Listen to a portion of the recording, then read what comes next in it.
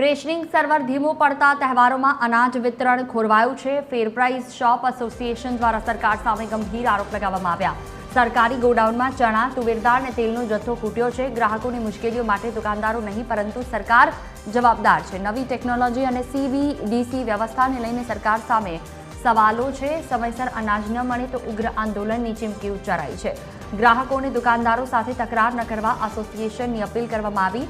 Server નિયમિત ચલાવીને rationing વ્યવસ્થા સુધારવાની પ્રબળ માંગ કરવામાં આવી છે।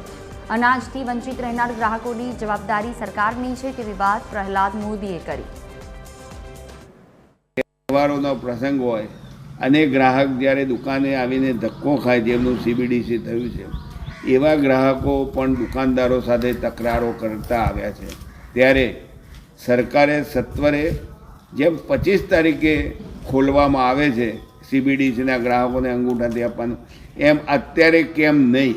એનું કારણ શું છે સમજાતું નથી। આની અંદર કોઈ અધિકારીની મેલી મુરાદ હોય એવું મને લાગી રહ્યું છે। જો આ બાબતે તાત્કાલિક નિર્ણય કરી વિતરણ વ્યવસ્થા સુદૃઢ બનાવવાની વ્યવસ્થા કરવામાં નહીં આવે તો ન છૂટકે આંદોલન કરવાની જરૂર પડશે।